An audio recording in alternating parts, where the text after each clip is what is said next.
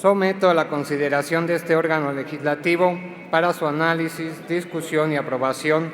la siguiente iniciativa con proyecto de decreto para aplicar medidas preventivas en materia de desarrollo urbano y ambiental bajo la siguiente exposición de motivos. Primero, la política de desarrollo urbano que se ha aplicado en los años recientes privilegia los intereses de los desarrolladores inmobiliarios y de las grandes empresas comerciales y de servicios sobre el interés general de los habitantes y visitantes de la ciudad. Esta política concibe la ciudad como un espacio de negocios y sus diversas problemáticas como nichos de oportunidad para la realización y reproducción del gran capital. Segundo, bajo esta concepción se ha incrementado la privatización de los servicios y del equipamiento social y ahora se pretende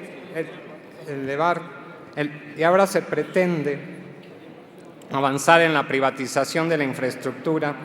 y del espacio público. La utilización indiscriminada de figuras administrativas para otorgar concesiones y para la elaboración y ejecución de proyectos mediante asociaciones público-privadas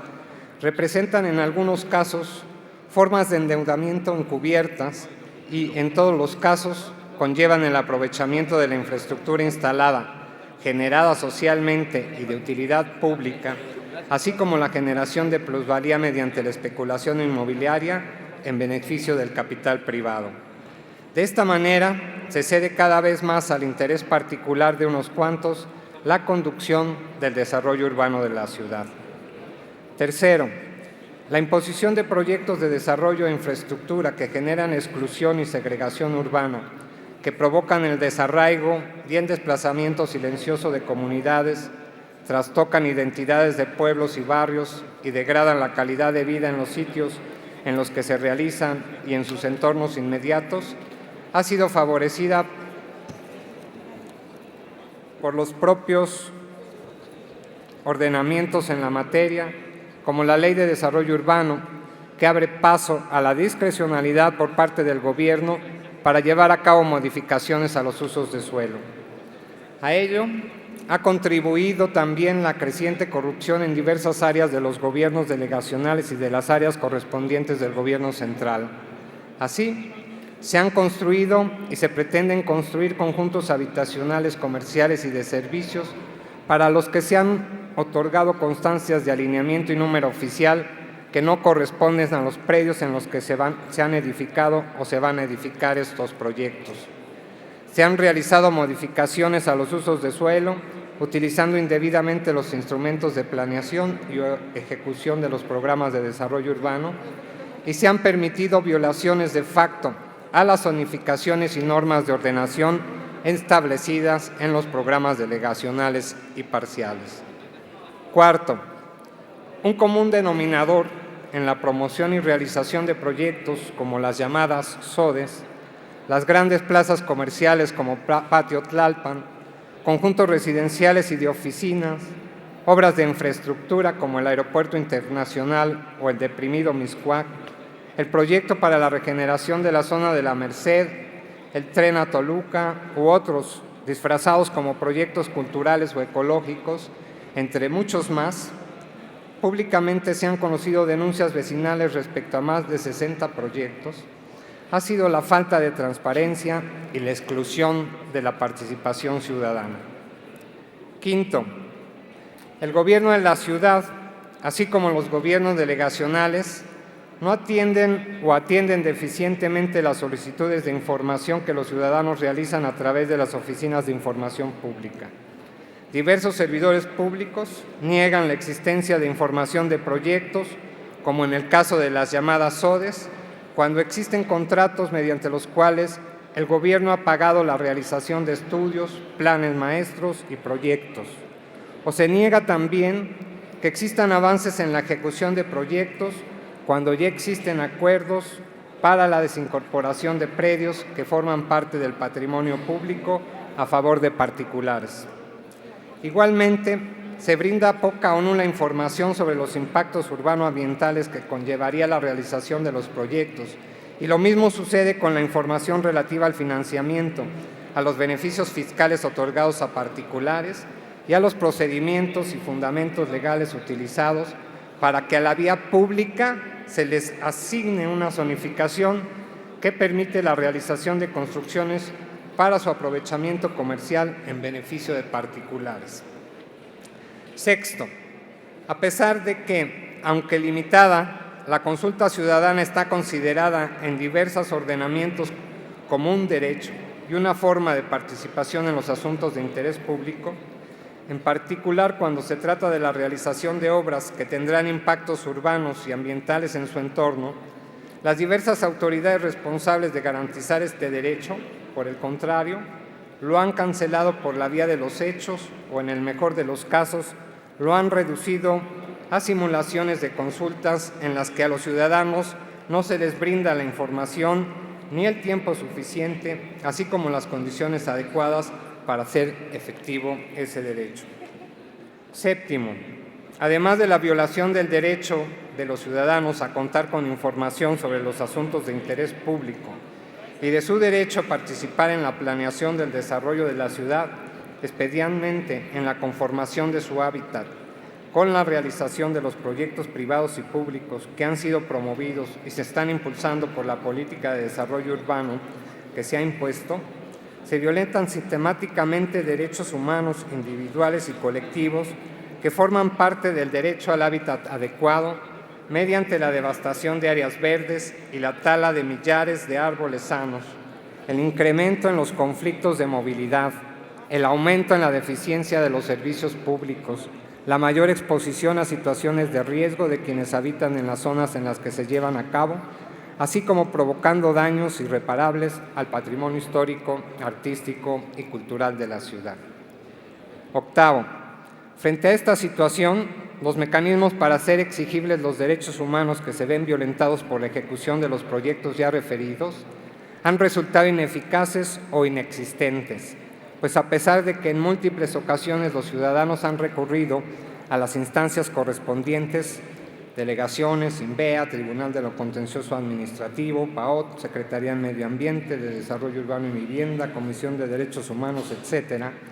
las quejas y denuncias no son atendidas, los recursos son desechados utilizando argumentos sin sustento jurídico y los procedimientos se prolongan indefinidamente.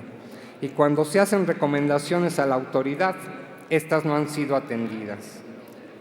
Noveno, llama especialmente la atención y resulta grave el escaso o nulo conocimiento de los servidores públicos en todos los niveles de la reforma constitucional sobre derechos humanos y la repercusión que ésta tiene en el ejercicio de los órganos de gobierno de la ciudad. Es igualmente grave el desconocimiento y, por tanto, la no aplicación en ninguna de las esferas del poder público de los lineamientos y criterios contenidos en el protocolo de actuación para quienes imparten justicia en casos relacionados con proyectos de desarrollo urbano e infraestructura, publicado por la Suprema Corte de Justicia de la Nación en 2014. Al respecto, vale la pena citar brevemente algunos de los criterios expuestos en dicho protocolo. Inicia la cita. La determinación de la viabilidad o no de un proyecto de desarrollo desde un análisis de derechos humanos debe recurrir al uso de un método de ponderación que permita determinar cuál es el escenario más favorable teniendo como referente el catálogo de los derechos humanos. En una situación de conflicto de derechos, ¿qué elementos deben tenerse en cuenta? El primero es que los argumentos de bien común o impacto general no pueden imponerse frente a las afectaciones que supone un emprendimiento, cualquiera que sea. Priorizar los primeros sobre los segundos equivaldría a sostener que la violación de los derechos humanos está permitida si la medida que se toma supone un beneficio para una persona o colectivo, idea contraria al enfoque de derechos humanos. Lo segundo es que toda medida que suponga una afectación a un grupo de personas o colectivo necesariamente debe ser sometida a su consulta, ofreciendo la información necesaria para poder evaluarla. De acuerdo con lo anterior, no podría impulsarse ningún tipo de proyecto de desarrollo o infraestructura sin haberlo consultado con las personas afectadas. En el tercer párrafo del artículo 1 constitucional se hace referencia a las obligaciones genéricas y específicas que tienen las autoridades de todos los niveles de gobierno, entre las cuales están las y los jueces frente a los derechos humanos. En primer lugar, se establece un mandato constitucional que exige a las autoridades difundir entre la población el conjunto de los derechos. Esto puede entenderse como un mandato de publicidad. Se señala este elemento debido a que dentro del contexto de megaproyectos puede presentarse una falta de información, difusión o negación de los derechos de la población por parte de las autoridades. La obligación de respetar exige que el Estado y, por tanto, todas las autoridades no interfieran, obstaculicen o impidan la realización de los derechos humanos.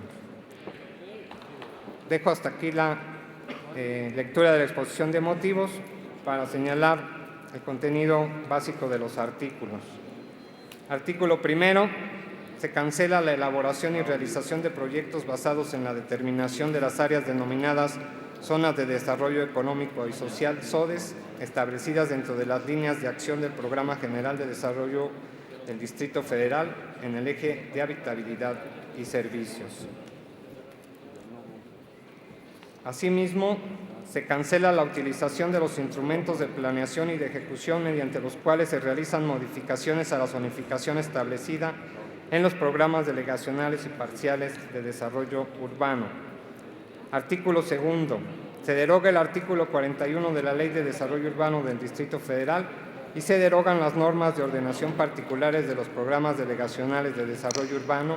que se refieren al equipamiento social o infraestructura de utilidad pública. Artículo 3. Deberán someterse a consideración de la Asamblea los dictámenes elaborados por la SEDUBI sobre las solicitudes de modificación a los programas promovidas a través del artículo 42.